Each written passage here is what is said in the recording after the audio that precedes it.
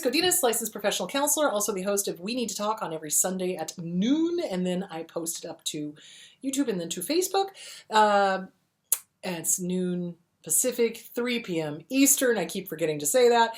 This video is for educational and informational purposes only. The views and opinions stated herein are mine and mine alone. They do not represent the ACA, the APA, or any other therapist for that matter.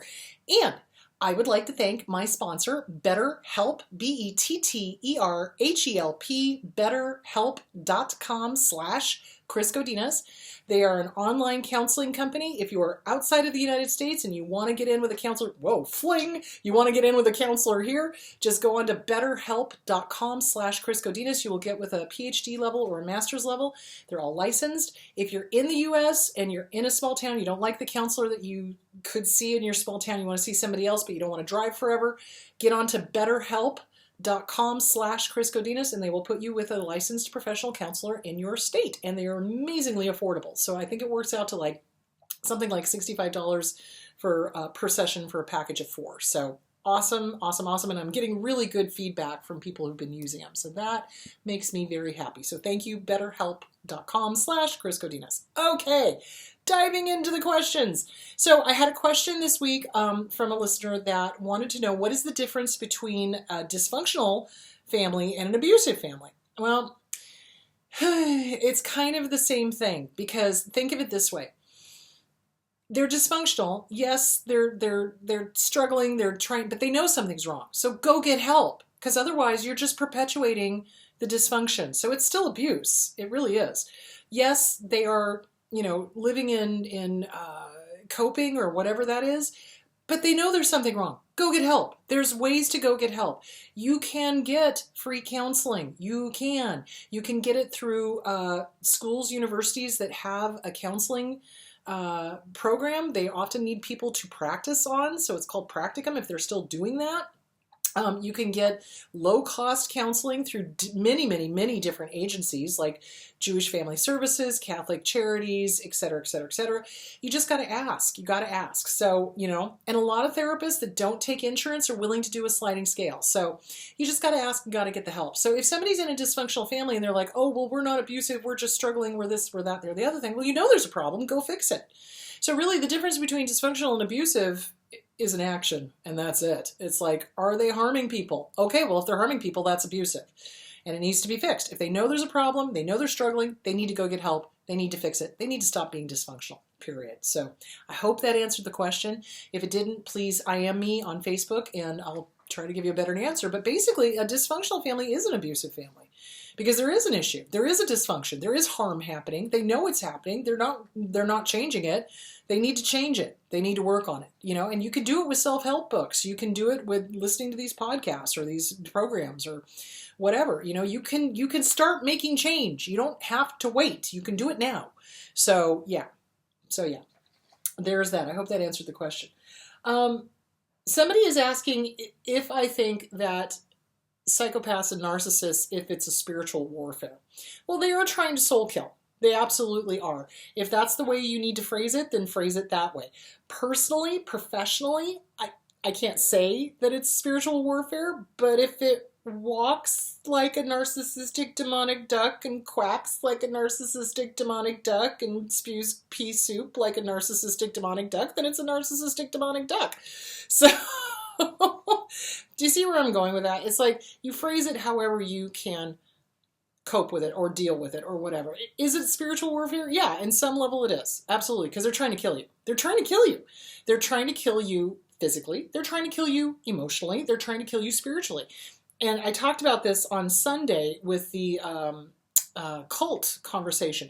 They want to erase your personality and put in their programming, their stuff. And that's soul killing. That's soul murder. That really is. So if you want to phrase it that they're demonic, sure, go ahead. I'm not going to stop you. So, and I don't think you're wrong. So, but professionally, they're disordered. They've got psychopathy going on. They're missing a cog. They don't have the emotions that we do. They do have sadism oftentimes. They do enjoy harming. They do enjoy hurting. So, you stay the hell away from people like that. You just do. You can't save them. There's no hope for them. Once they start traveling down that road of enjoying harming people, they're not in that lifetime, not in this lifetime. Nope, they're not coming back from that. So yeah, you just stay the heck away from them. Oh, do I need my glasses? I think I might. Oh my gosh, I need my glasses. Please tell me my glasses are somewhere reachable, because I have not cleaned my desk and I need to. What the heck? Okay, here we go. All right. Blah. I need to print these questions bigger next time. All righty then. Let's see. Where are we? Have you followed the Vallow Daybell case? This makes me think of that case, but they both seem to be DTs. Vallow Daybell. Vallow Daybell.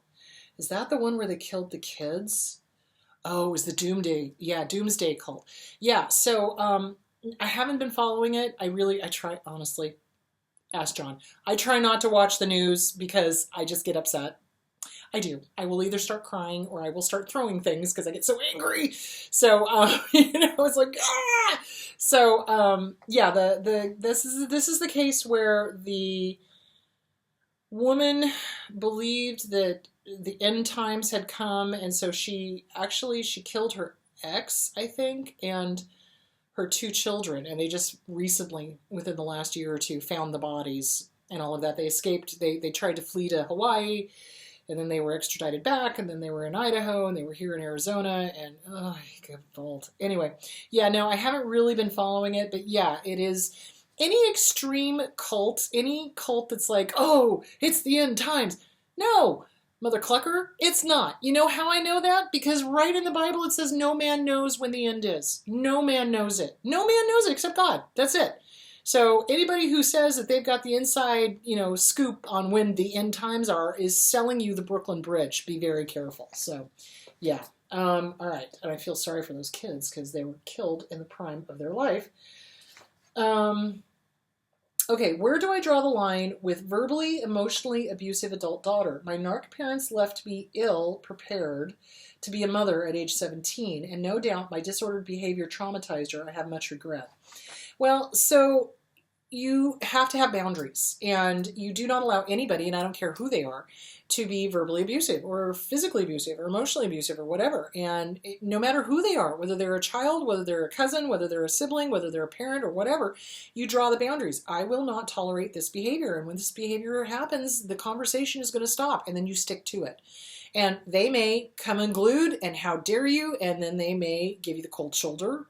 Remember we talked about that, where they try to control by doing the cold shoulder, doing the, freezing you out, that kind of thing. Well, let them. If they can't keep a civil tongue in their head, they have no business in your life. So, yeah, you draw boundaries. So, The Disease to Please by Harriet Breaker. That's a great book. Read it. Start living it, because you don't need to be putting up with abuse from anybody, no matter who they are. And if they're willing to hear you, if they're willing to, own their behavior and work on it, get with a good trauma therapist. You're saying that some of your behavior has impacted her and that you had narcissistic parents.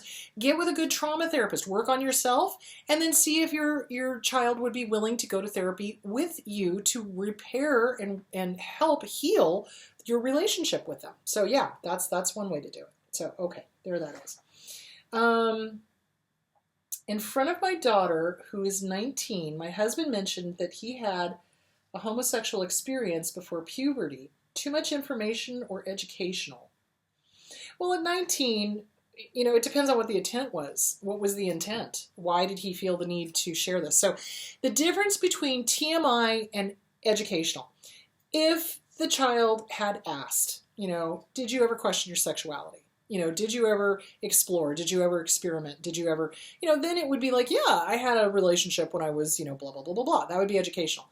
If they're just doing it out of the blue to get a reaction or to see what the person is going to say or, whatever, then yeah, that's TMI. So educational is always, does it have to do with the current conversation? Is this something that the child is asking about? And if not, then it's TMI. Does that make sense? And that goes for any divulging of personal information. It's like, is this something that the child is actually wanting to know an answer to, or are you just out of the blue just saying this? That's TMI. But if the child is saying, hey, were you ever curious? Did you ever explore? Did you, then that would be educational. So yeah, there's the difference. And it's what the intention is. What is the intention? What was this person's intention?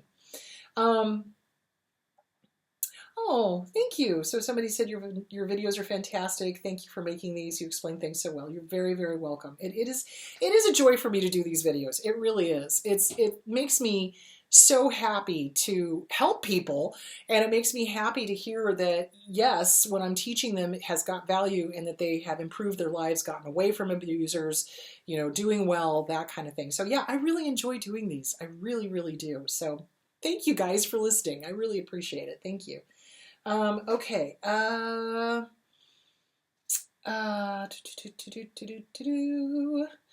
Okay.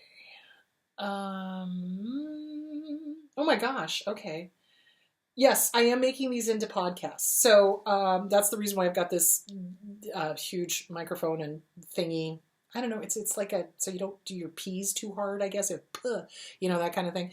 So yes, I am turning these into a podcast. I'm working with Andy Brennitz, and we're going to be doing turning all of these eventually into podcasts so that people can just listen to them and not have to wade through the video. So yeah, so we're going to be doing that. And again, thanks you guys, and thank you for all your wonderful comments. Thank you for all the kudos and things like that. I really appreciate it. It is nice to hear I'm making a difference, so thank you. But yes, I am turning these into podcasts.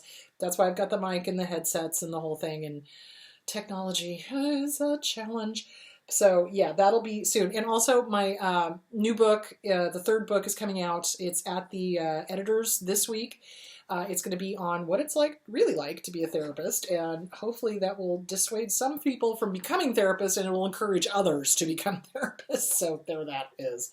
Oh my goodness. And yes, I will be doing the audio for that as well, because I like reading my own books. So, okay. Are abusers... I think I answered this one. Why does that one sound so familiar? So the question was basically are psychopaths able to hide their real selves? Yes. So psychopathy, narcissism, and control freak, that's the dark triangle. So they put on a mask and they hide and they pretend, and they can keep it up for a certain amount of time, some longer than others.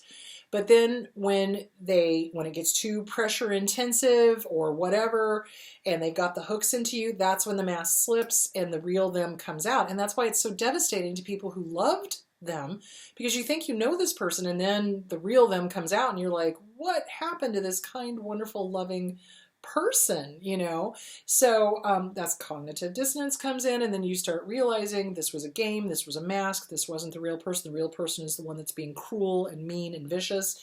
So yeah, it's heartbreaking when you realize that the person you thought you knew, you did not know at all. So it's really sad.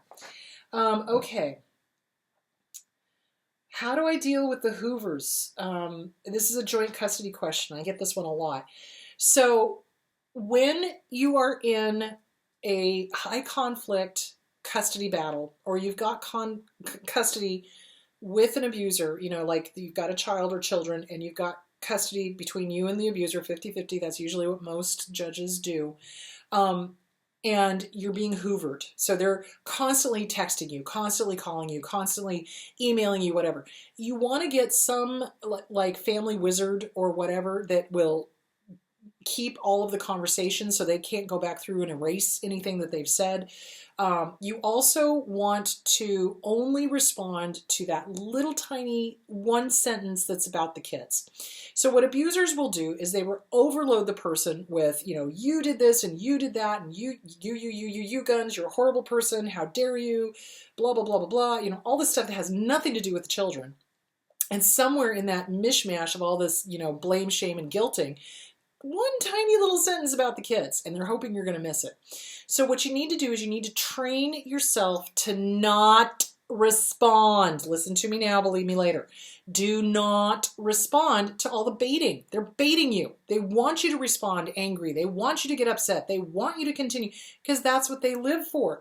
You only want to respond to that one tiny little sentence. Yes, Johnny can go to camp next week. Okay, we're done. And then you ignore the 27 pages of you, guilt, shame, blame.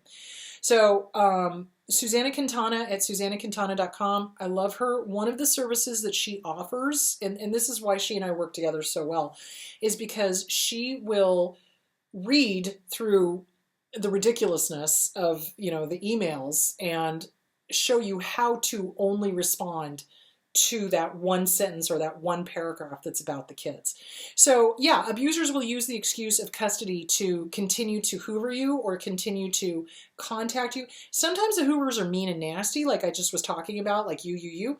Other times it's, oh, baby, I've changed and I miss you. And it's a real hoover, like, oh, we should get back together. It'd be so much better for the kids, blah, blah, blah. You don't respond to that. That has nothing to do with the kids. Y'all are divorced. Y'all don't need to do that.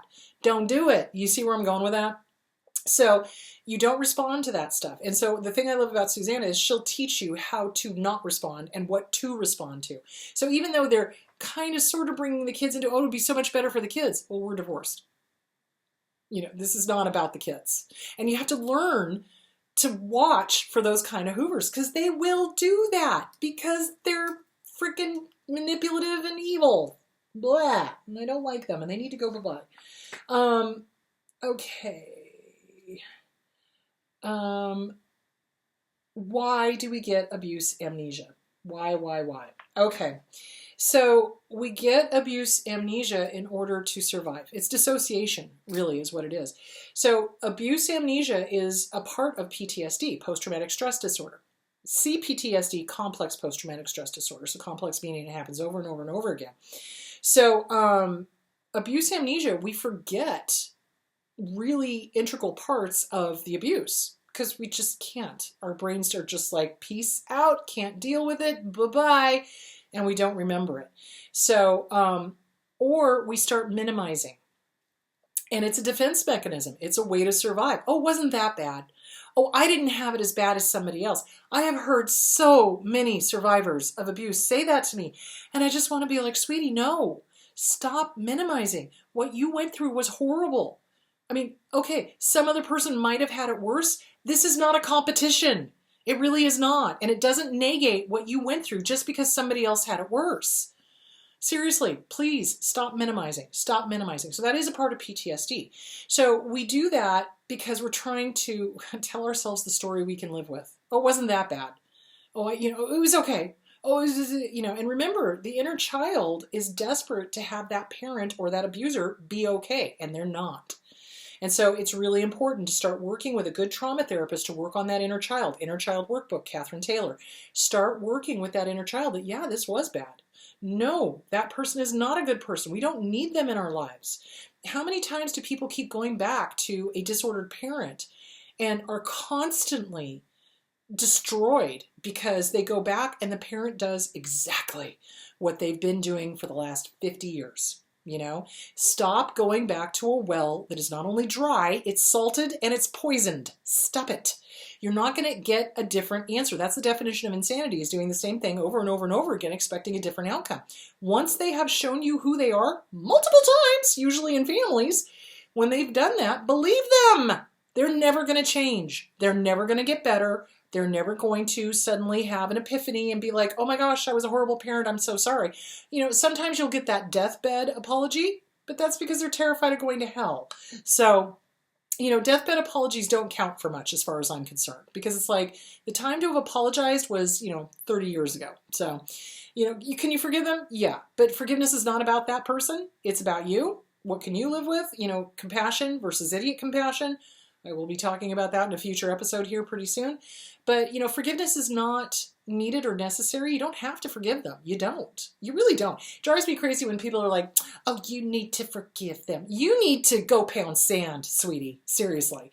So no, you don't need to forgive them. You need to live with what you can live with. If you want to forgive them, great. If you don't, great. If you still need to work things out, great. Write and burn letters. Dear mom, dear dad, dear Uncle Bob, dear whatever. You did this, and this. I'm angry as hell about this. You don't get to live in my head rent-free anymore. Go pound sand, trot it out to the barbecue, read it out loud once, burn it, let it go. So, and I'm going to be talking more about ways to deal with your anger that are more healthy and conducive to a good life, as opposed to just sitting there, were, angry the whole time. So, so we do have abuse amnesia as a way to cope, and it's not healthy. It's not. That's why I'm saying it's a really good idea to get with a good trauma therapist and really, really work on that. Can you talk more about how to help somebody who's been in abuse or is in abuse? Well, okay, this last weekend I talked a little bit about how to help somebody that's been in a cult or an abusive relationship.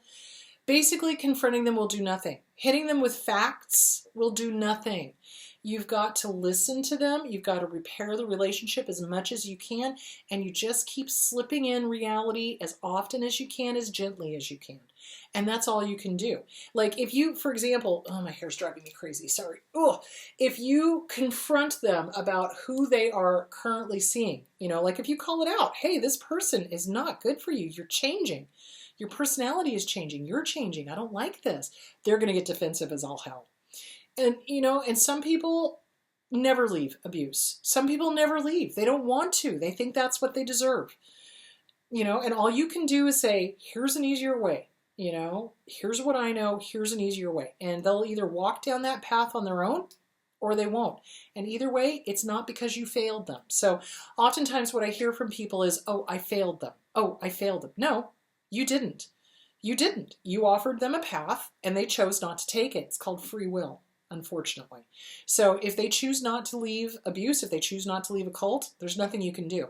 And it's going to take years, guys. It's going to take years of continuing the relationship, reminding them of who they are, reminding them of the good times you guys had, reminding them, different from a hoover. It's kind of like, hey, we were, cousins. We really loved hanging out. Do you remember the time we went to such and such beach or, whatever. So you just keep doing that type of thing. Does that make sense? And sometimes they'll get it and they'll get cognitive dissonance and they'll leave. Other times they'll get cognitive dissonance and run back to the abuser.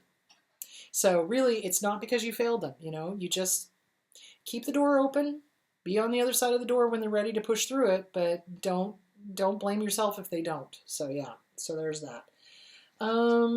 Okay.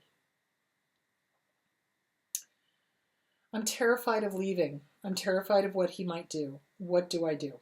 Okay. So one of the things that keeps us stuck is living in this fantasy of I'll be safe when. I'll be safe when. I'll leave when. There is no good time to leave. Let me just make that really clear. When you choose to leave an abuser, you do it. You just do it because there's no good time to do it. There is no good time to do it. So you just do it. So if you want to leave, then you need to start setting up a safety plan. How are you going to get out? Where are you going to go? What are you going to do for work? What are you going to do for living? Is there a women's shelter that you can go to? So here in Arizona, there is a wonderful place called Fresh Start Women's Resource Center. And I love them because they have a list for housing. They have resume services to help you with your resume. They have lawyers you can go and talk to. They cannot represent you in court, but they sure as heck can help you fill out all the divorce paperwork and the custody paperwork or whatever else is going on. Sometimes they can direct you to other lawyers that can represent you in court, which is lovely. So Fresh Start Women's Resource Center here in Arizona is a great thing. I don't know if they are across the country or if that's only here in Phoenix, but that's a great little organization if you're in the Phoenix area. Fear is one of the things that stops us. Fear, false evidence appearing real. We make things way worse than they really are.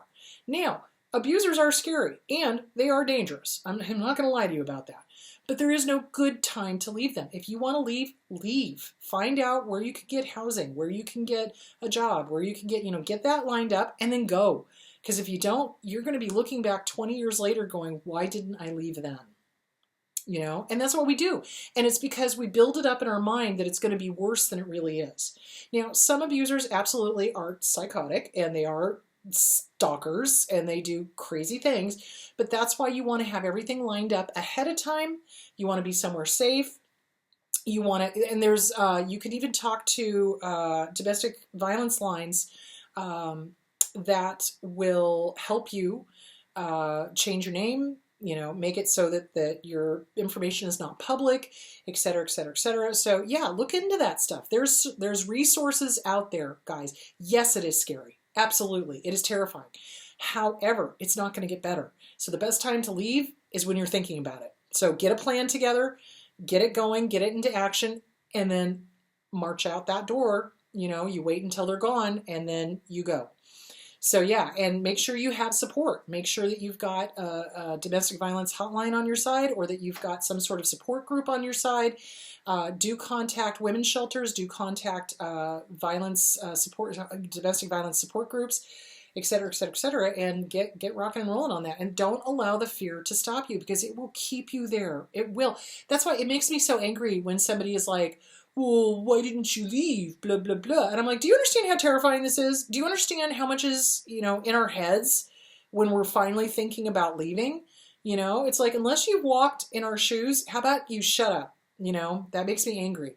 So the best time to leave is when you're going, I need to leave, and get things in place, and don't allow your fear to stop you. Really, that's the big thing. And you know, on average, it takes 7 times leaving before it sticks, you know, because we keep going back. That inner child, oh, it'll be better. Oh, look, they've hoovered me. Oh, look, they've changed. They said they've changed. It's going to be better. But then the love bombing gets shorter and shorter, and the abuse time gets longer and longer, and it's not good. So, so don't allow fear to stop you, you know, but do get a plan together. Do get, Catholic Charities has a domestic violence shelter. They also have free, domestic violence counseling. So get hooked up with an agency that does something like that. So here in Arizona, Catholic Charities, give them a call. You know, get some help, get some resources. Absolutely. Okay, how are we doing on time? Ooh, just about up. Okay. Oh, this is another hoovering one. Apparently there's been a lot of hoovers lately. So out of the blue, hoover 5 years later, what do? You don't respond. You never respond to a hoover. Ever, ever, ever, ever, ever. So it could be, I've seen them as late as 20 years out, 25 years out, that the hoover would happen. You don't respond. You do not respond. Do not respond to a hoover.